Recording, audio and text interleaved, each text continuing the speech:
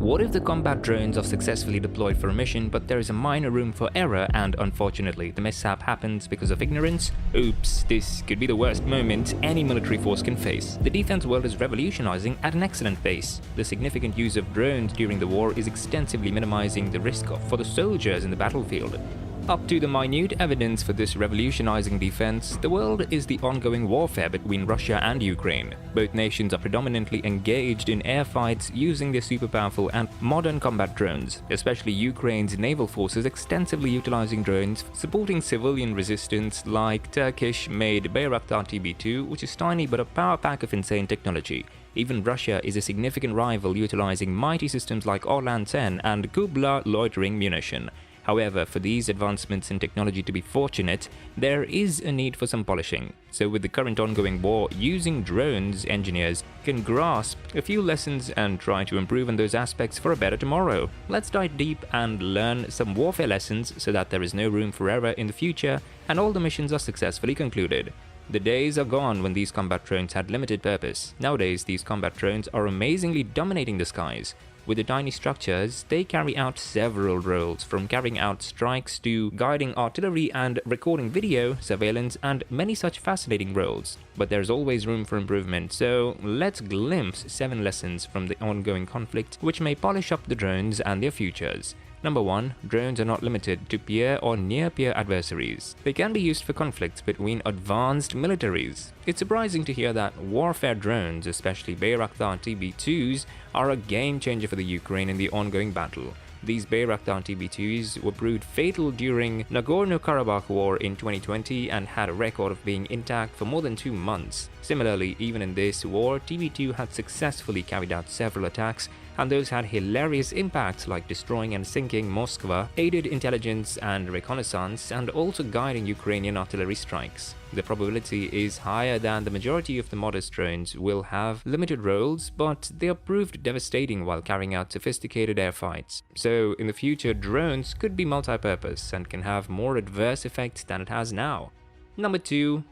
The purpose of drones might differ from nation to nation. The same Bayraktar TB2s were operational in Azerbaijan forces during Nagorno-Karabakh conflict in 2020. This drone had the phenomenal destruction of 120 tanks, 53 armored fighting vehicles and 143 towed artillery pieces and targeted many other areas. But on the other page, the same Bayraktar TB2 drones used for ongoing battle between Russia and Ukraine had limited effect. Though it has become a legendary drone in the drone space, TB2s was successful in destroying only 6 armored fighting vehicles, 5 towed artillery pieces and surprisingly no tanks.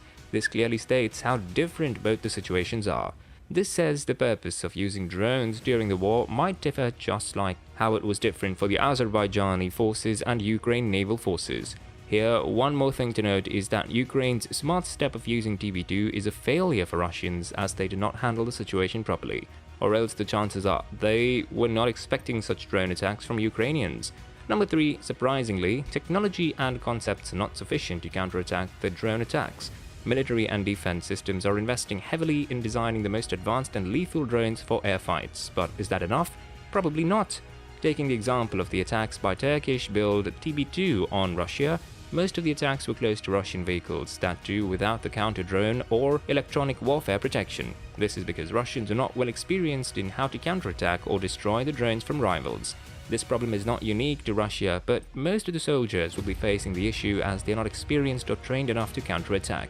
And also there are the chances that the soldiers might be aware of the utility of their drones, but presumably not aware of the other drones owned by varied nations. So risk aversion is a long-standing problem for the use of drones by the soldiers.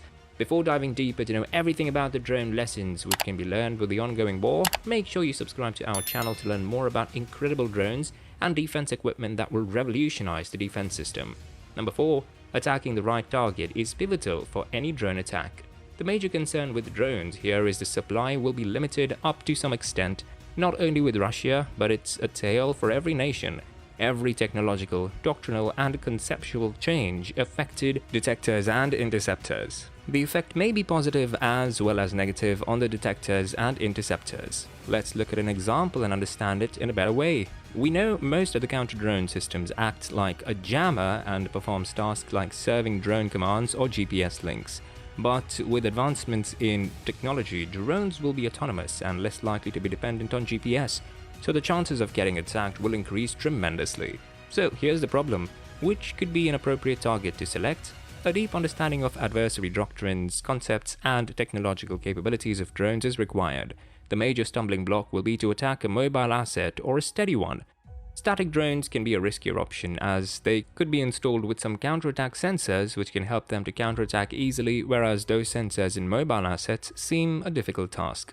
So deep knowledge should be acquired before selecting a target and then deploying a drone. Number 5. Information is now easily available through drones. Take the case of the ongoing war between Russia and Ukraine. Drones in these areas are used for 3 different things. First, Ukrainians are easily able to track and monitor Russian troop movements. Secondly, these drones are also used as a moral component to encourage civilians as well as soldiers about the war effort. Third, and the last one, is showing what's the current situation in the country and eventually encouraging global allies to provide diplomatic, economic and military support. With drones playing extraordinary roles, the nations can plan well for the upcoming threats and even act smartly, as these drones provide a much broader field of view so that they will have up-to-date news about what's going on in the field, and hence this could be a success for the Ukrainian army. Number 6. Drone warfare is presumed to be only for fat cats. There is always a misconception about combat weapons. Most of us think that these combat equipment are only feasible options for nations with great power. But this is not true, as drones for air fights could be the cheapest combat equipment any nation could opt for. With minimum investment, drones can be added to the fleet and have adverse effects on their rivals. This was pretty clear when Ukrainians invested in low-cost drones with powerful features. And now we can already spot the consequences faced by Russians after Ukraine attacked them with the drones. Number 7. A concept called air superiority must be taken care of. Drones are known for easing the situation, but sometimes they even complicate the situation and create a problem, because air threats always persist as they are difficult to identify, and even if identified, it is pretty difficult to handle and prevent. In the ongoing war between Russia and Ukraine, if Russia would even be successful in establishing air superiority over Ukraine, then there exist many other complexities which need to be solved. Sometimes it might even be a great threat to air assets, as they are difficult to be controlled in the air.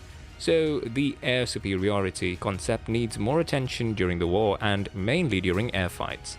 Nevertheless, there were 7 different lessons that can be learned and leave no room for any mishap. And yes, every battle is unique in its way, so to handle those situations, different strategies are needed to be planned to achieve goals.